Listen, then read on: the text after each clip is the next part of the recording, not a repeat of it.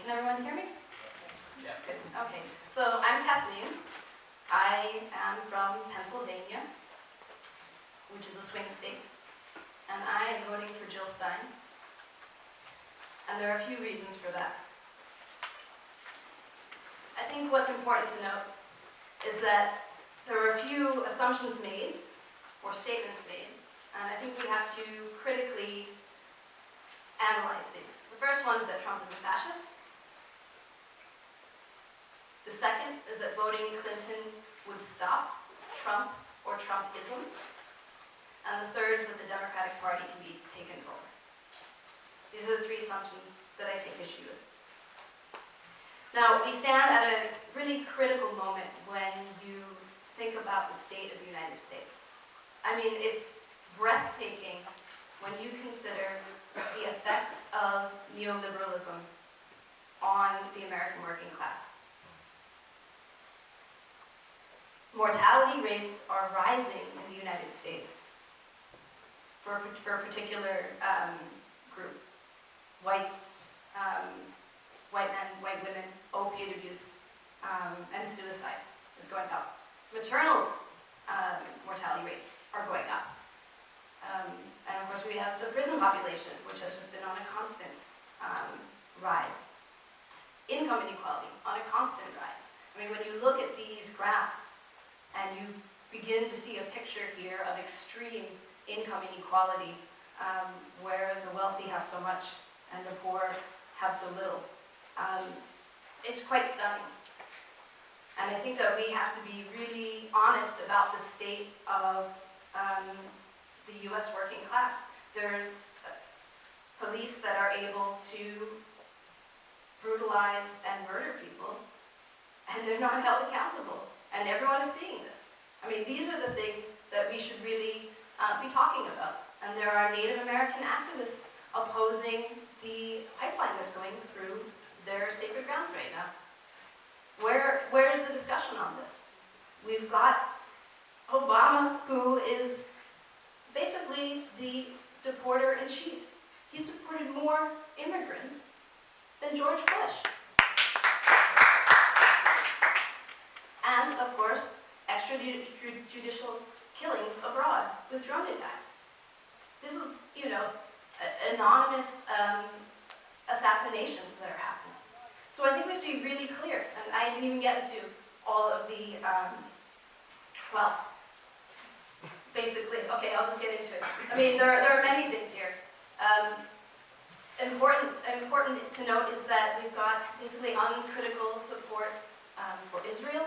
There's just the agreement given that Israel's going to get $38 billion, no matter what human rights abuses are basically Palestinians are enacted against Palestinians. So we're kind of at a critical juncture here, and I think that that's how we have to think about it, that our task is much, much bigger, and that Obama has not been the hope and change that I think many of us wanted to see.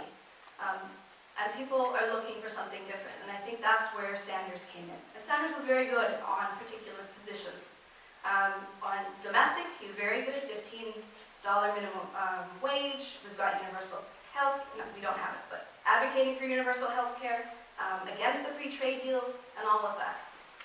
Internationally, he wasn't as good, and I think that this was a weakness, really taking on the broad militarization and the way in which the US has remade the Middle East.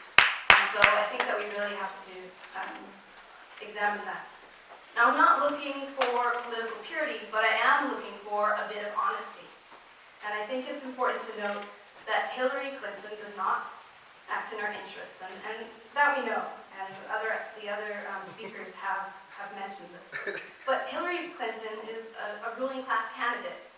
Well, what does that mean? That means that basically everybody's behind her. She's got Robert Kagan, the neocon and architect of the Iraq War. She's got millions of dollars in donations from JP Morgan, Chase, Citigroup, Goldman Sachs, etc., pharmaceutical companies, private prison companies. Okay, so this is well known, and I don't think people would disagree with that. But the point is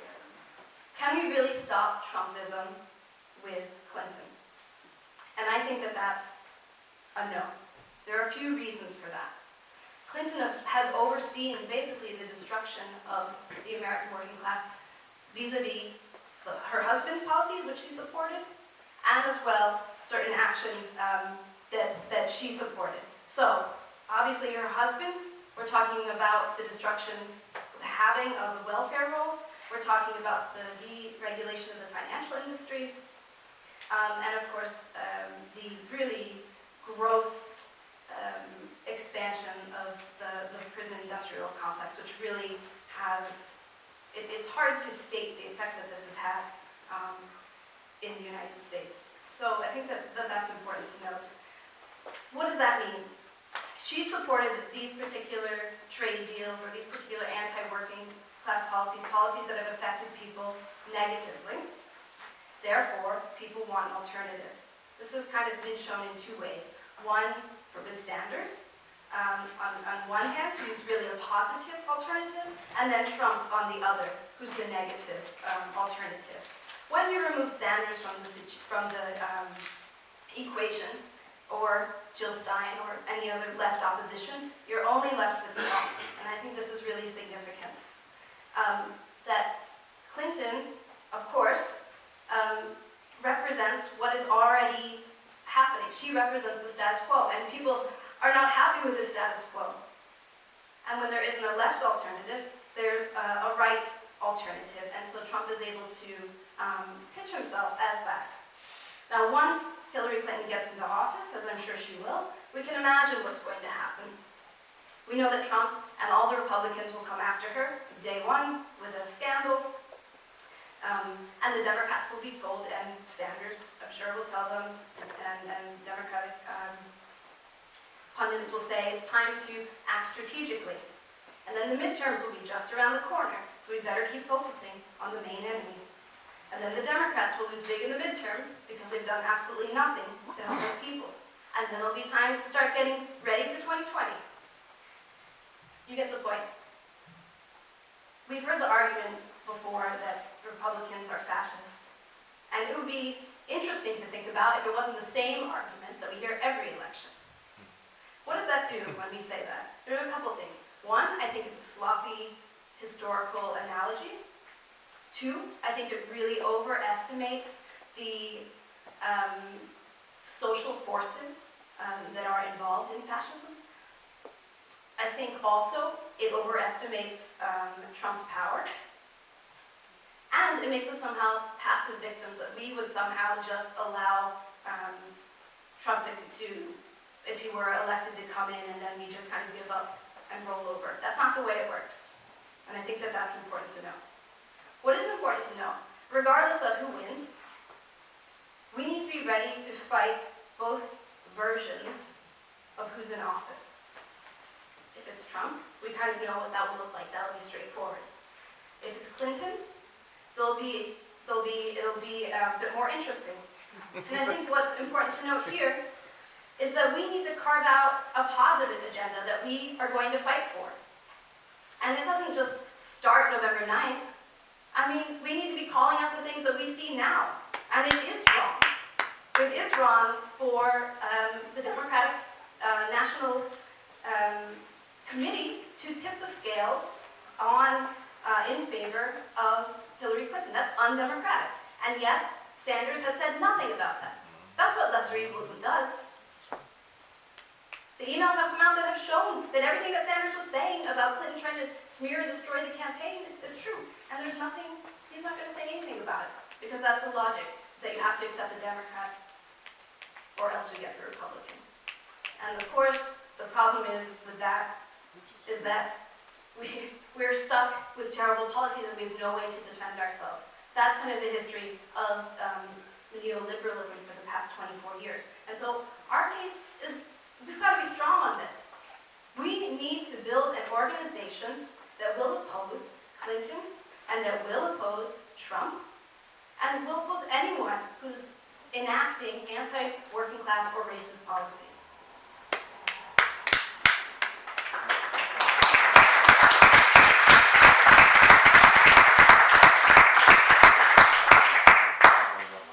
And I think right now, that's the Green Party. It's not perfect.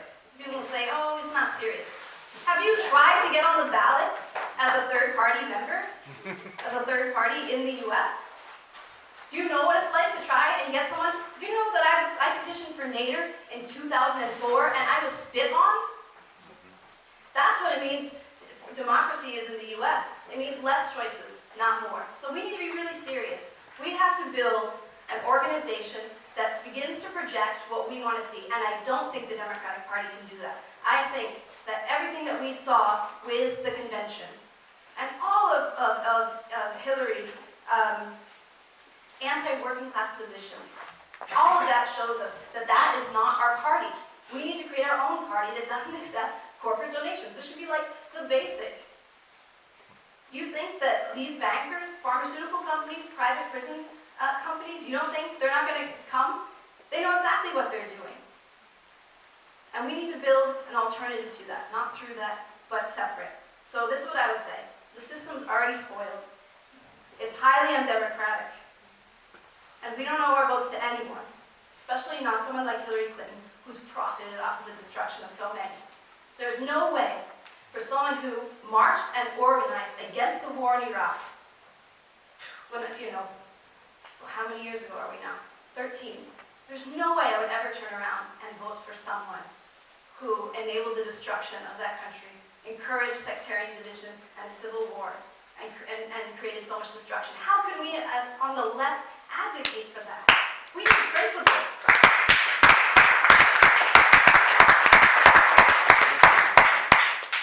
And yeah, we get the entire weight of the liberal establishment on us. That's fine, because we need to start building something positive, and we've got to do it. And there are lots of good things happening on the ground among social movements, whether it's Black Lives Matter and boycott, divest, and sanctions starting to make links, if it's the pipeline demonstration that's happening, if it's the fight for 15. Hillary Clinton is not the answer to Donald Trump. It's these social movements. And Hillary Clinton is not supporting these social movements. She wants to kill boycott, divest, and sanctions. This is part of the shared policy between Netanyahu and Clinton. So for us, we need to see ourselves as building a positive alternative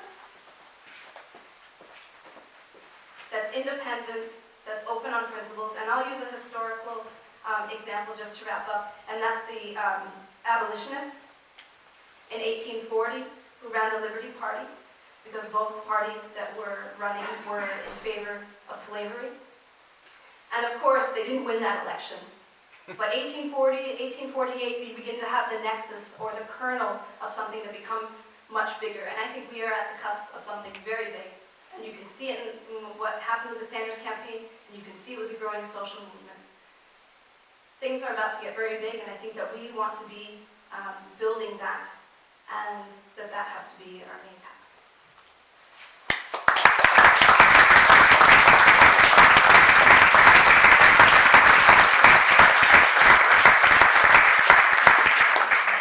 Thank you very much for listening.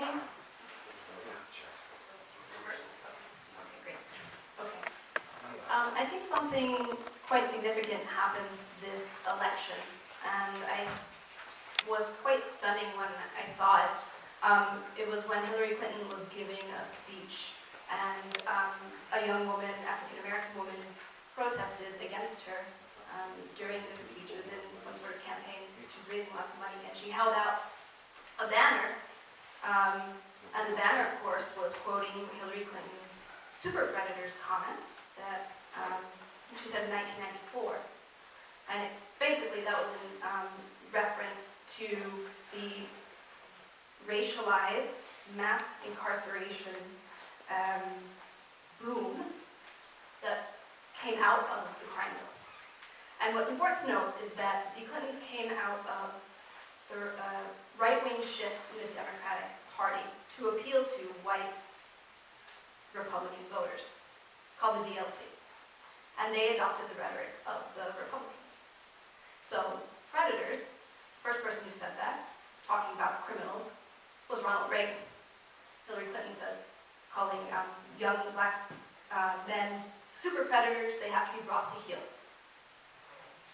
So when I say that Clinton is not a way to stop Trumpism, what's important to note here is that there are ideological connections between Hillary Clinton and the Republican Party, which has enabled Trump. Clinton and her husband have done all sorts of things which have been really good for the corporate class and really, really bad for the working class. I think we can agree with that. There's a head shake. Well, I think welfare reform was pretty bad, and so was deregulation of Wall Street and bailing out Wall Street. No one was held accountable for that. War in Iraq was pretty bad too. We can go through the list. But the point is here that we are at a juncture in which we can start to build something else. When this woman stood up against Hillary Clinton, I've never seen that before. You know how every election where the left is told, you can't challenge the Democrats or else. And here was this brave woman all by herself, challenging Hillary Clinton on the racist thing that she said, and the racist policies that the Clintons enacted. We should be really clear about this. She can't reinvent herself as a progressive. If anyone has ever read this book, you know Hillary Clinton's role and Bill Clinton's role in creating a whole mass incarceration class. You know there are 6.1 million felons in the U.S. who cannot vote because they're branded with the letter F. So I think that we need to be really clear on this. And what's important to note, we need an alternative to that, and that's what's beginning to come out. And these critical voices, Michelle Alexander is one, Cornel West is another. This is really important, and all the people who are upset at the Democratic Party, our job is not to tell them, yeah, you know, just later we'll demonstrate. Because we know that later doesn't happen. When have you ever had the left, this kind of organized apparatus saying, yeah, we need to oppose the Democrats? Bill Clinton cut half of the welfare rolls. Where was the left? Hillary Clinton voted for the war. We were out there demonstrating against it. 77 Democrats voted for that war, and she's not held accountable for that. What does that say about our power? We are so far from holding the people who are in power accountable in a real way. We have to build serious organization, serious structure. What does that mean? What does that look like? Well, in the US, there isn't really democracy. What we call democracy is going and you get to vote. But what does that mean? Where do people go? Do they have places like this where they can convene and talk? Do they have structures? Yes. Yes. Even in Texas. What I'm talking about is independent, outside of the Democratic Party, that we have groups that exist to say, this is our agenda, this is what we're going to do. Democratic Socialists. Okay, great. So if we say they're countless, great. So then, where is our strength? Where are we winning? We have to do some serious work. You know, if you think about, for example, Black Lives Matter is such an important social movement, and I think that we really have to confront the people who have militarized the police and been responsible for the way in which the police act, and this has not yet happened. So this has to be really what we're going for here. With the spoiler thing, sorry, I don't buy it. Not responsible for George Bush. Did you know that Gore didn't even win his home state in that election? You run a terrible Democrat, the Republicans might win. That's not my responsibility. Our responsibility is building something that we want to see. And Jill Stein's platform, I think, is very good. We're talking about a new Green Deal, investing in sustainable energy and building infrastructure around that, good jobs around that. Cutting the military base is really important. Creating a truth and reconciliation committee to deal with the way in which racism cuts through the very heart of the United States. So we're talking about building democracy in a much deeper way than going and voting every 4 years and then sitting back. We're talking about organizations that are going to hold both parties accountable. And if you're voting for that party and you support that party, why on earth would you protest against that party if there's always the risk of the Republicans coming in? And this is what we've seen again and again. So this is our task. It's not easy. We get a lot of abuse. But this is where we're at. And I think that actually there's quite a bit of opening here when we do see the people that are starting to take on the legacy of the Democrats and say, yeah, we deserve better. And not only that, we're not going to get it unless we fight tooth and nail to get there.